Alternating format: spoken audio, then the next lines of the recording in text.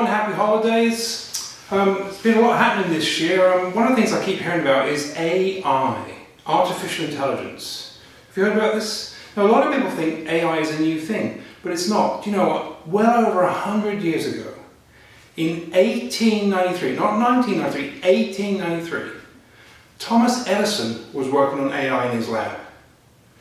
Let me show you what he was doing. He used a special switch box. Now, this switch box, what it's normally designed for is to test configurations of lights and bulbs. Oh, hang on, let me just turn it on. There's a switch on the bottom there. And you can see that the red lights the red, the green lights the green, the blue lights the blue, and the yellow lights the yellow.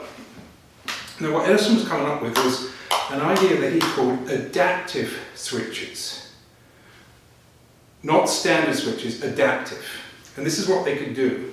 If you took these two adjacent bulbs, the green and the red, and you switch places, just like this. Now normally, the red would like the green and the green would like the red.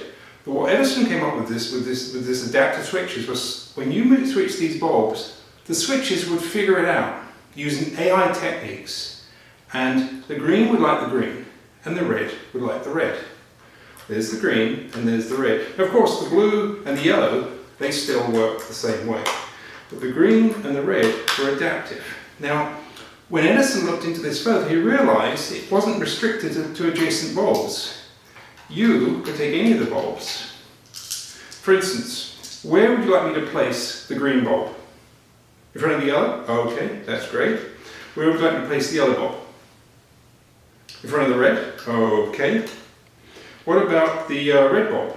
In front of the blue? Okay. And that leaves the blue for the green. Alright? Now you'll notice that the yellow bulb over there is still lit by the yellow switch, the blue by the blue, the red by the red, and the green by the green. That's thanks to Edison's adaptive switch technology. Now, when I received this box, and by the way, this is not an original, the original is in the Smithsonian, this is just a copy, I noticed that these caps just pop off, so you don't have to mess with the bulbs, because I found messing the bulbs be pretty time consuming. You can just place the cap on top like this. And then, of course, you see now you've got the yellow light in the yellow, the blue light in the blue, the red light in the red, and the green light in the green, just as you would expect. Now, Edison took this whole concept even one step further. He realized that you don't need to change the bulbs or the caps, you could just decide. So, for instance, here's the yellow bulb. Which switch would you like to light the yellow bulb? Which switch?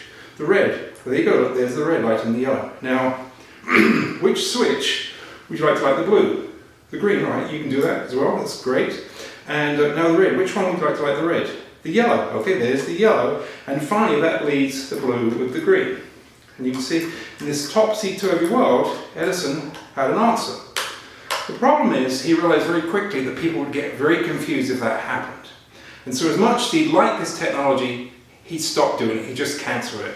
And so that the yellow was lighter than the yellow, the blue was lighter than the blue, the red was lighter than the red, and the green was lighter than the green. Now, I think it was a good idea that he cancelled it, because can you imagine where we'd be today with another 100 years more of AI technology? I don't think so. So,